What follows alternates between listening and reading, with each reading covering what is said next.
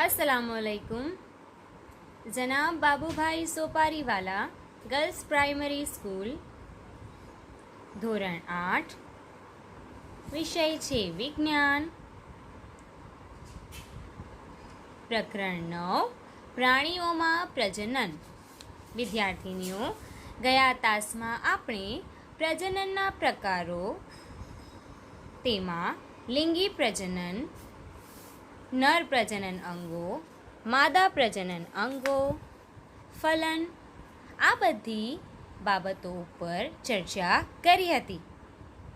હવે આપણે આપણા આજના આ તાસમાં નવા ટૉપિક પર અભ્યાસ કરીશું. તો ચાલો આપણે શરૂ કરીએ.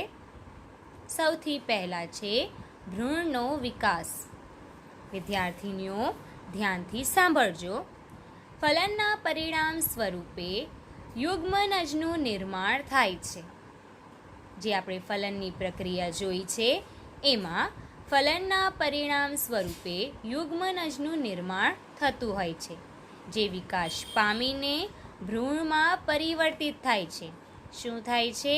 તે વિકાસ પામીને ભ્રૂણમાં પરિવર્તિત થતા હોય છે. યુગ્મનજનું સતત વિભાજન થઈને કોષોની ગોળાકાર રચનામાં ફેરવાય છે. શું થાય છે? યુગ્મનજનું સતત વિભાજન થઈને કોષોની ગોળાકાર રચનામાં ફેરવાય છે. ત્યારબાદ કોષો સમૂહ બનાવે છે, જે વિકાસ પામીને પેશીઓ અને શરીરના અંગો તરીકે વિકાસ પામે છે. આ વિકાસ પામતી સંરચનાને ભ્રૂણ કહેવામાં આવે છે. શું કહેવામાં આવે છે? ભ્રૂણ. ભ્રૂણ ગર્ભાશયની દિવાલ પર ચોંટી જાય છે અને વિકાસ પામ્યા કરે છે. આપણે ભ્રૂણનો વિકાસ આકૃતિ સહિત સમજીએ. તો ચાલો આપણે જોઈએ આકૃતિ. આકૃતિ 9.8. વિદ્યાર્થીનીઓ, ફરીથી ધ્યાનથી સાંભળજો કે ફલનના પરિણામ સ્વરૂપે યુગ્મનજનું નિર્માણ થાય છે, જે વિકાસ પામીને ભ્રૂણમાં પરિવર્તિત થતું હોય છે. આકૃતિ 9.8માં એમાં યુગ્મનજનું સતત વિભાજન થઈને કોષોની ગોળાકાર રચનામાં ફેરવાય છે, જે તમે બીમાં જોઈ શકો છો. ત્યારબાદ કોષો સમૂહ બનાવે છે, જે વિકાસ પામીને પેશીઓ અને શરીરના અંગો તરીકે વિકાસ પામે છે. આ વિકાસ પામતી સંરચનાને ભ્રૂણ કહે છે. ભ્રૂણ એ ગર્ભાશયની દિવાલ પર ચોંટી જતું હોય છે અને વિકાસ પામ્યા કરે છે. તમે અહીં આકૃતિ એમાં જોઈ શકો છો યુગ્મનજ, અંડપિંડ, કેવી રીતે અંડપાત થાય છે તે, અને સ્થાપિત ભ્રૂણ ગર્ભાશયમાં, એ તમે આકૃતિ એમાં સરળતાથી જોઈ રહ્યા છો.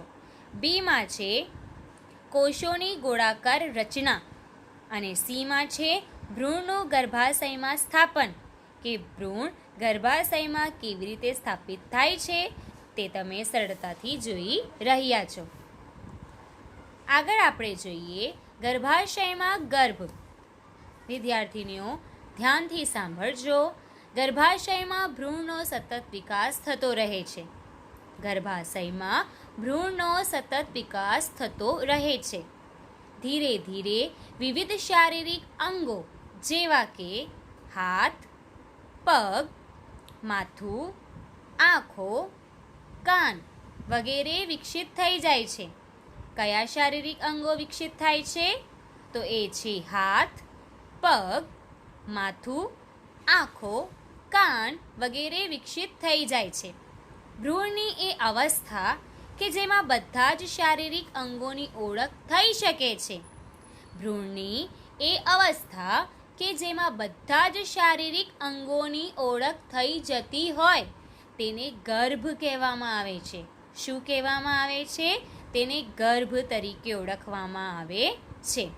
આકૃતિ 9.9માં તમે જોઈ રહ્યા છો કે જ્યારે ગર્ભનો વિકાસ પૂર્ણ થઈ જાય છે ત્યારે માતા નવજાત શિશુને જન્મ આપે છે. જ્યારે ગર્ભનો સંપૂર્ણ વિકાસ થઈ જાય છે ત્યારે માતા નવજાત શિશુને જન્મ આપે છે. હવે આપણે આગળ જોઈએ તો મરઘીમાં પણ અંતઃફલન થાય છે. મરઘીમાં પણ અંતઃફલન થાય છે. તો શું તમે મરઘી અને મનુષ્ય ગાયની જેમ બચ્ચાને જન્મ આપે છે? શું મરઘી મનુષ્ય અને ગાયની જેમ બચ્ચાને જન્મ આપે છે? તમે જાણો છો કે મરઘી બચ્ચાને જન્મ આપતી નથી, તો પછી મરઘીનું બચ્ચું કઈ રીતે જન્મ લે છે? ચાલો જાણકારી મેળવીએ. ફલન પછી તરત જ યુગ્મનજ સતત વિભાજન પામ્યા કરે છે. ફલન પછી શું થાય છે કે યુગ્મનજ સતત વિભાજન પામ્યા કરે છે અને અંડવાહિનીમાં નીચેની તરફ ખસતો રહે છે. શું થાય છે? અંડવાહિનીમાં નીચેની તરફ ખસતો રહે છે. તેનું નીચેની તરફ ખસવાની સાથે સાથે તેની આજુબાજુ સુરક્ષિત પડ બનતું જાય છે. શું થાય છે કે જ્યારે તે નીચેની તરફ ખસતું જાય છે ત્યારે તેની સાથે સાથે તેની આજુબાજુ સુરક્ષિત પડ બનતું જાય છે. મરઘીના ઈંડા પર જોવા મળતું કઠણ કવચ પણ આવું જ એક સુરક્ષિત પડ છે. વિકસિત ભ્રૂણની ઉપર કઠોર કવચનો પૂર્ણ વિકાસ થયા બાદ મરઘી ઈંડું મૂકે છે. શું થાય છે કે જ્યારે વિકસિત ભ્રૂણની ઉપર કઠોર કવચનું પૂર્ણ વિકાસ થાય પછી જ મરઘી ઈંડું મૂકતી હોય છે. મરઘીના ઈંડામાંથી બચ્ચું બનવા માટે 3 અઠવાડિયા જેટલો સમય લાગે છે. કેટલા અઠવાડિયાનો સમય? 3 અઠવાડિયાનો સમય લાગે છે. પર્યાપ્ત ગરમી મળે તે માટે ઈંડા ઉપર બેઠેલ મરઘીને તમે જોઈ હશે. ઈંડાની ઉપર બેઠેલી મરઘીને આપણે ઘણીવાર જોઈ શકીએ છીએ. શું તમે જાણો છો કે ઈંડાની અંદર બચ્ચાનો વિકાસ આ પ્રક્રિયા દરમિયાન જ થાય છે? બચ્ચાનો સંપૂર્ણ વિકાસ થયા પછી કવચ તૂટે છે. શું થાય છે કે બચ્ચાનો સંપૂર્ણ વિકાસ થાય પછી કવચ તૂટે છે અને બચ્ચું બહાર આવે છે. બાહ્ય ફલન કરતા પ્રાણીઓમાં ભ્રૂણનો વિકાસ માંદાના શરીરની બહાર થાય છે. બાહ્ય ફલન કરતા પ્રાણીઓમાં ભ્રૂણનો વિકાસ માદાના શરીરની બહાર થતું હોય છે. ભ્રૂણ અંડાવરણની અંદર વિકાસ પામ્યા કરે છે. શું થાય? ભ્રૂણ અંડાવરણની અંદર એટલે અંડાની અંદર વિકાસ પામ્યા કરે છે. ભ્રૂણનો વિકાસ પૂર્ણ થયા બાદ ઈંડું તૂટે છે. તમે તળાવ અથવા ઝરણામાં દેડકાના અનેક ટેડપોલ તરતા જોયા હશે. હવે આપણે આગળ જોઈએ નવા ટોપિકને. અપ્યપ્રસવી અને અંડપ્રસવી પ્રાણીઓ. અપ્યપ્રસવી અને અંડપ્રસવી પ્રાણીઓ કેવા હોય છે તેના વિશે આપણે જોઈએ. વિદ્યાર્થીનીઓ, આપણે જાણ્યું કે કેટલાક પ્રાણીઓ બચ્ચાને જન્મ આપે છે જ્યારે કેટલાક પ્રાણીઓ ઈંડા મૂકે છે. શું થાય છે? કેટલાક પ્રાણીઓ બચ્ચાને જન્મ આપે છે અને કેટલાક પ્રાણીઓ ઈંડા મૂકે છે જે પછી શિશુમાં પરિવર્તિત થાય છે. એવા પ્રાણીઓ કે જેઓ સીધા જ બચ્ચાને જન્મ આપે. કેવા પ્રાણીઓ? એવા પ્રાણીઓ કે જે સીધા જ બચ્ચાને જન્મ આપે તેને અપ્યપ્રસવી પ્રાણીઓ કહેવામાં આવે છે. જે પ્રાણીઓ સીધા બચ્ચાને જન્મ આપતા હોય તેને અપ્યપ્રસવી પ્રાણીઓ કહેવામાં આવે છે. જે પ્રાણીઓ ઈંડા મૂકે છે, જે પ્રાણીઓ ઈંડા મૂકતા હોય તેને અંડપ્રસવી પ્રાણીઓ તરીકે ઓળખવામાં આવે છે. તમે ધ્યાનથી જોજો. હવે આપણે આગળ જોઈએ તો કેટલાક પ્રાણીઓના ઈંડા એકત્રિત કરવા સહેલા છે કારણ કે તેની માતા શરીરની બહાર ઈંડા મૂકે છે. કેટલાક પ્રાણીઓના ઈંડા એકત્રિત કરવા સહેલા છે કારણ કે તેની માતા શરીરની બહાર ઈંડા મૂકતી હોય છે. જે પ્રાણીઓના ઈંડા એકત્રિત કરવામાં તમે સફળ રહ્યા છો તે પ્રાણીઓ અંડપ્રસવી પ્રાણીઓના ઉદાહરણ છે. પરંતુ તમે ગાય, કૂતરા તથા બિલાડીના ઈંડા એકત્રિત નહીં કરી શકો. એવું એટલા માટે થાય છે કારણ કે તે ઈંડા નથી મૂકતા. તેમનામાં માતા પૂર્ણ વિકસિત શિશુને જન્મ આપે છે. આવા અપ્યપ્રસવી પ્રાણીઓના ઉદાહરણ છે. ધ્યાનમાં રાખજો. હવે આપણે આગળ જોઈએ તો શિશુમાં પુખ્ત સ્વરૂપ. શિશુમાં પુખ્ત સ્વરૂપ વિશે આપણે અભ્યાસ કરીએ. તો મિત્રો એમાં છે નવજાત જન્મેલા પ્રાણી અથવા ઈંડાના તૂટવાથી નીકળેલા પ્રાણી ત્યાં સુધી વૃદ્ધિ કરતા રહે છે જ્યાં સુધી તે પુખ્ત ન થઈ જાય.